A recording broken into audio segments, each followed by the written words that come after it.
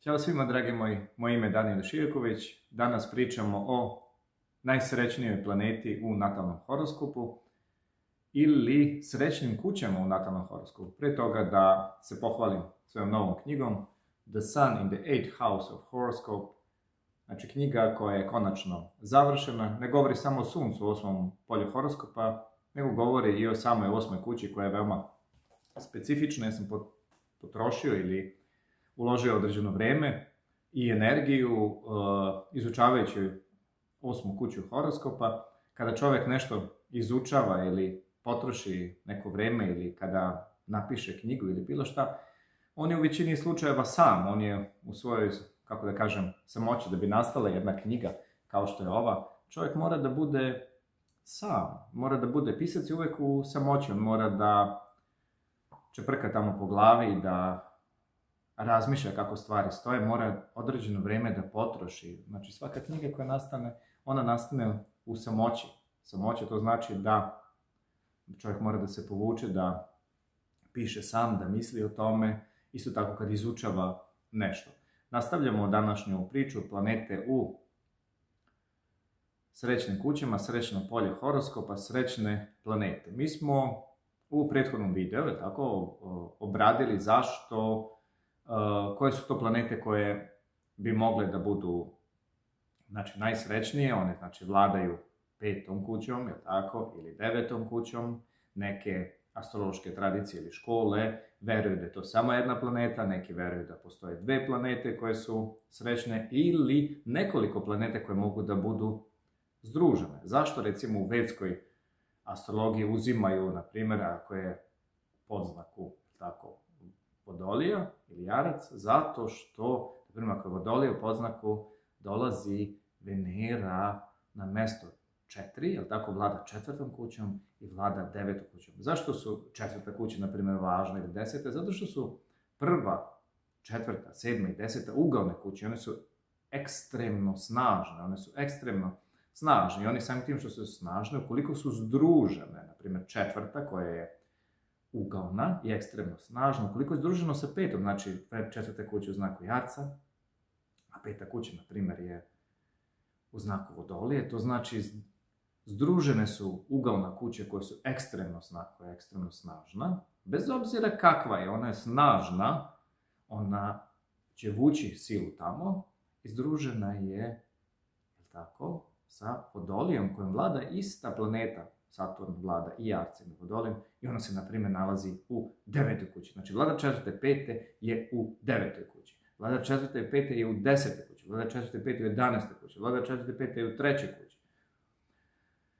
Ili vlada 4. 5. je u 5. kući. Vlada 4. 5. je u 4. kući. To su super jake kombinacije. Kada bi se dogodilo da ta planeta, u ovom slučaju Saturn, to može biti neka druga planeta, nalazi se u odličnom dostojanstvu, u odličnoj snazi, znači u dobroj formi, generalno izbegle neke napade planeta, i planetarne uplive sa strane koje možda nepovoljno utiču na nju, ili se okoristila, znači Saturn izuzetno jak, vlada 4. i 5. nalazi se u 4. ili 5. primjer radi, a pritom na Saturna gleda Venera, primjer radi, ima kontakt sa Venerom.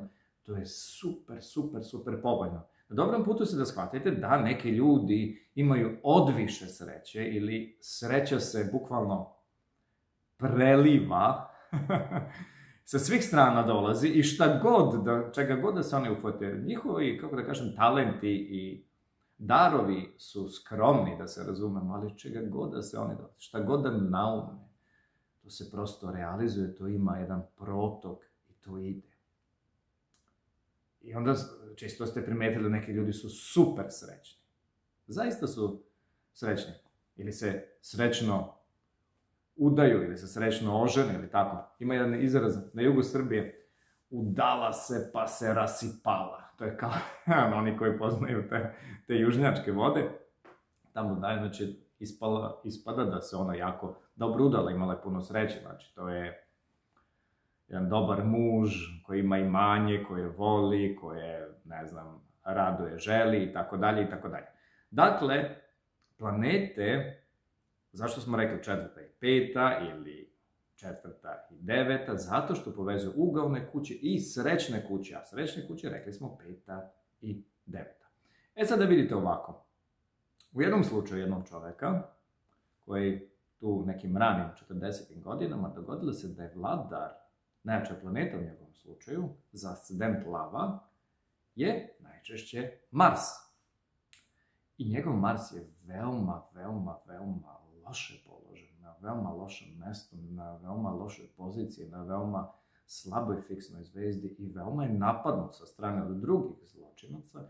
I, na primjer, dogodilo se da samim tim što je ta najsrećnija planeta tako položena, on generalno nije imao baš mnogo sreće u životu i desilo su mu se neke ozbiljne povrede koje nikada nije možda izlečio ili nije zacelio, nikada se nije oporavio.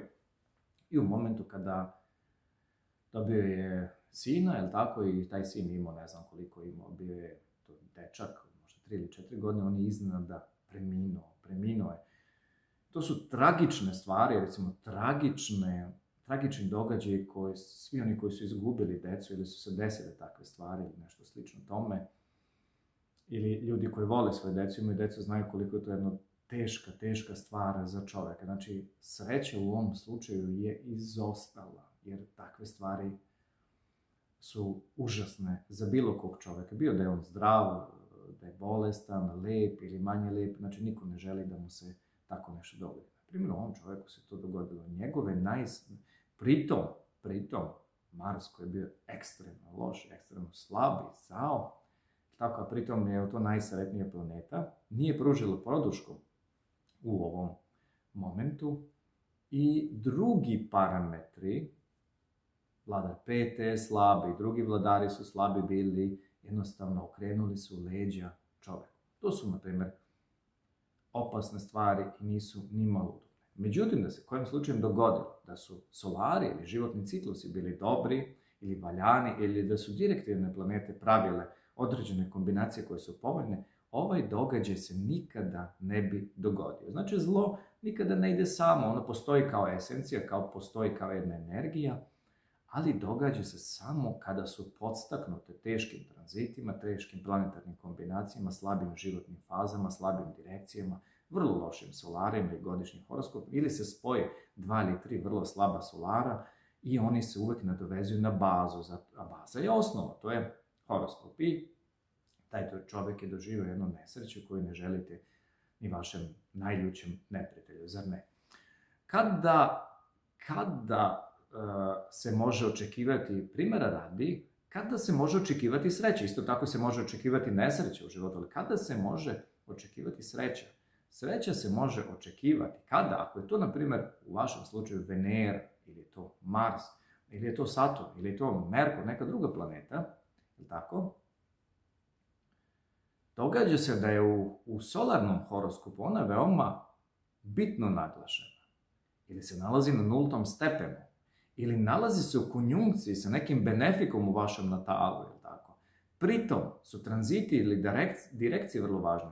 Ako to Venera, ona je promenila znak i našla se na vašem natalnom Merkuru, primjer radi, to je godina koja će doneti obilje, doneće mnogo sreće i doneće mnogo uspeha. Ali uspeha u domenu, kakva je njena snaga, kakav je ostatak horoskopa, kakav je taj čovjek, on ima i svoju vlastitu karmu, on je nešto radio, jer tako, on je preduzimao određenu akciju, mi imamo određenu bazu, ali nikada ne smijemo da zaboravimo da mi i mislimo na jedan način, postupamo na jedan način, delujemo prema ljudima na jedan način, možda smo povredili nekog, možda živimo u mržnji, možda živimo u zavisti, ljubomori, što nije ništa neobično i neočekivano u ovom svetu.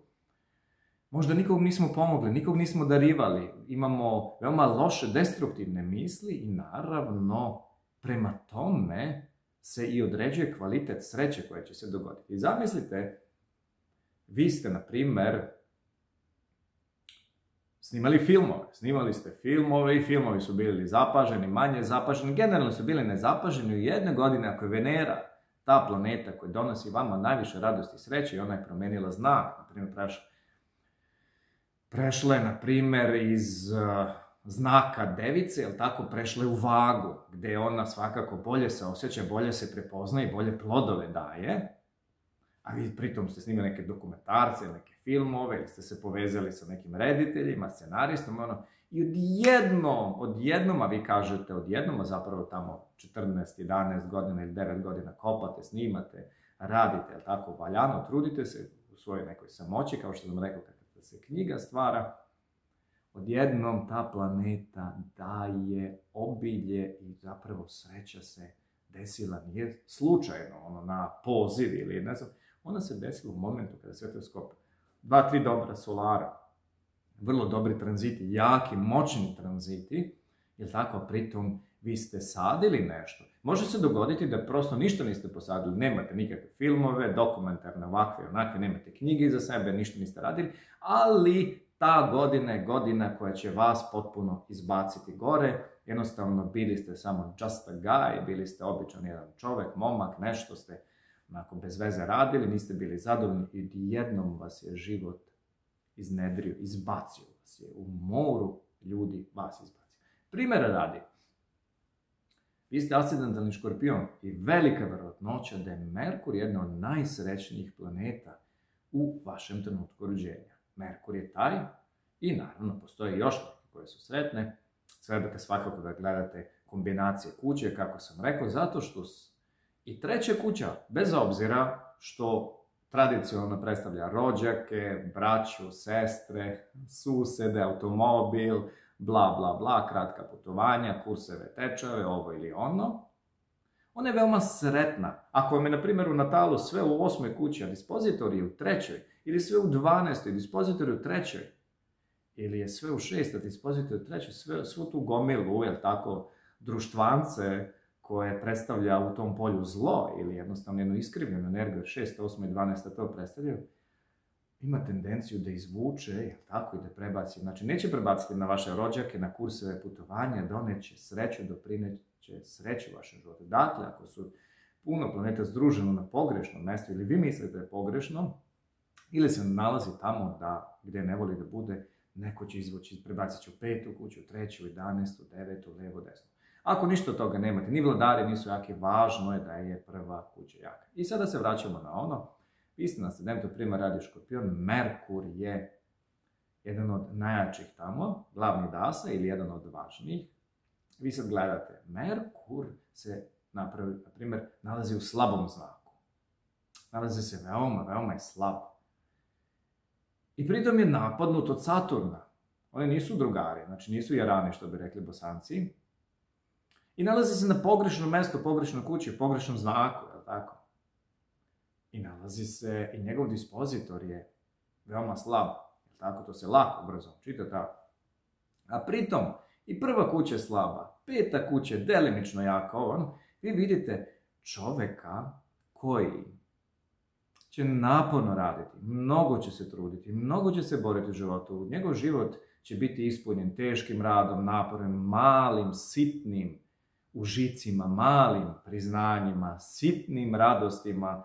Jednostavno, bit će mu onemogućeno u većini slučajeva da dođe do željenih rezultata ili da mu se snovi ostvare, a pritom, ukoliko su direkcije i solari, tako, i ostale planetarne kombinacije koje se stvaraju nakon rođenja veoma slabe, to znači jedan mukotrpan, bedan i veoma siromašan, oguljen život. Taj čovjek generalno nije u milosti bogova. I desi se u jednom momentu da taj isti Merkur, koji je generalno napadnut, slab, ovako, jednog momenta iz svog direktnog kretanja, kao direktivni Merkur, jel tako, u jednom momentu zastane, uspori, jel tako, planeta usporena, gubi snagu, vi to ne znate, ali gubi snagu, događaje oko vas se dešavaju nepovoljno ili čudne stvari se dešavaju u vašem životu, on gubi snagu. Tako da zamislite mene, idem normalno drumom, jel tako? Idem normalno, niko me ne zaustavi. Međutim, ako krenem nešto da zastajkujem, pa se pridržavam, pa znate, nešto nije u redu, usporavam, ljudi vide, znači sa strane, koji možda prolaznici pitaju, gospodine, da li vam je dobro? Zato što moje kretanje nije standardno, jel tako? Direktan Merkur je standardan, čim on stane i u tom usporavanju stiže ga recimo direktivni Mars ili progresivni Mars, stiže ga. I oni se sretnu u jednom momentu.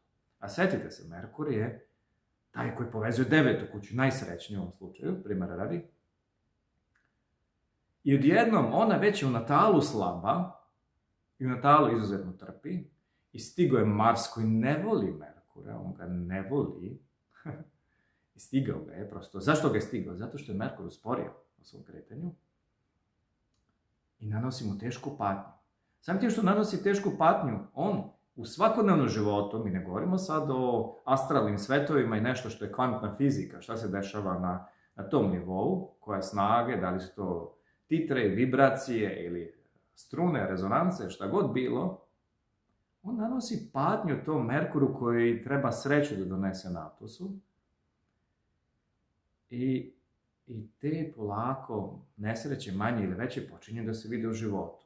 Ovdje ne ide, ovdje ne ide, ovdje pokušam ne ide, ovdje pokušavam ne ide, ovdje dobijam po zubima, ovdje mi se raspao brak, žena pobegla sa yoga instruktorom, ovdje dete se razbolelo, ne znam, imam problema sa kolenima, ne mogu da stojim na poslu.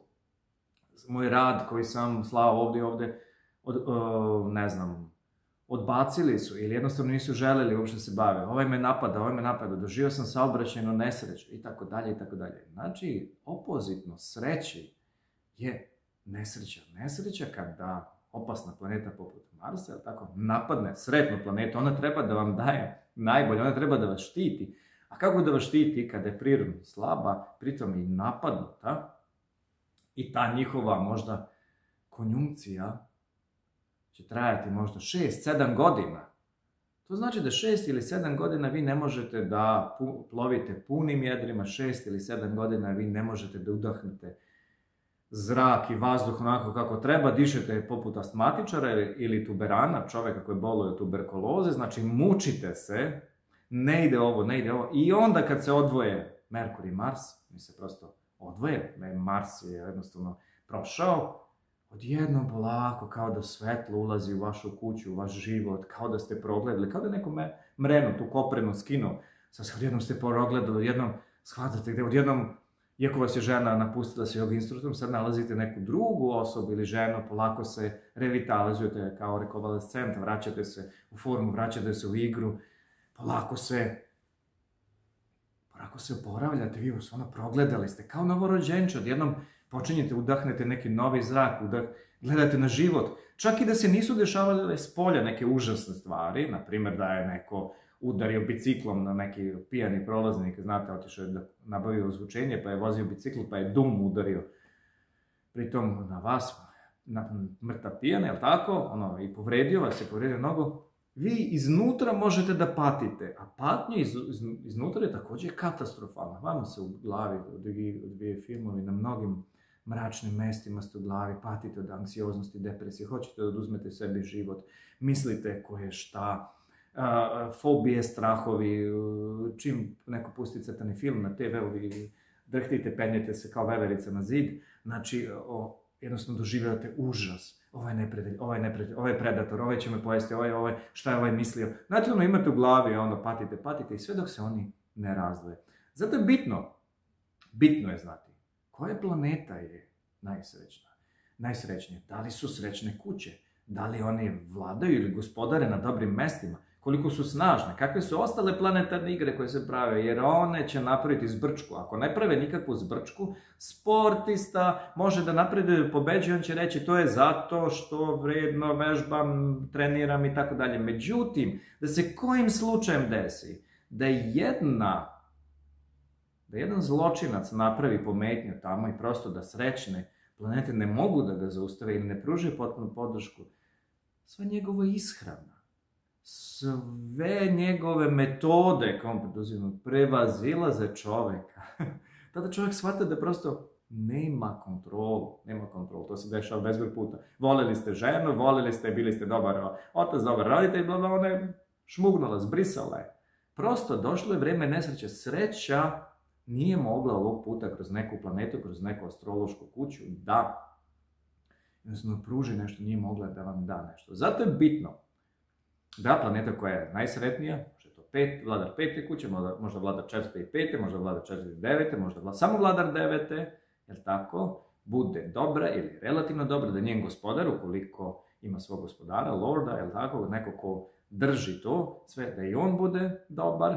Ukoliko oni nisu dobri, neka je prva kuća snažna, zato što kad je prva kuća snažna, svi ostali vragolani oko vas mogu da budu i ludi, i blesavi, i zli, i taj čovjek je snažan i on zna šta radi. Okolnosti su vrlo loše, ali on ne živi u prošlosti, ne živi u budućnosti koja je neizvesna i nekada će se dogoditi, možda nikada, on živi u sadašnjosti, on se hvata u koštac sa stvarima, on pobeđuje, znači prva kuća mora biti jaka. Ako je prva kuća jaka, ona može da kompenzuje sve slabosti tih drugih kuća, može da privuče na sebe, prosto privlači na sebe, on ima neku vrednost, jel tako, vrednost.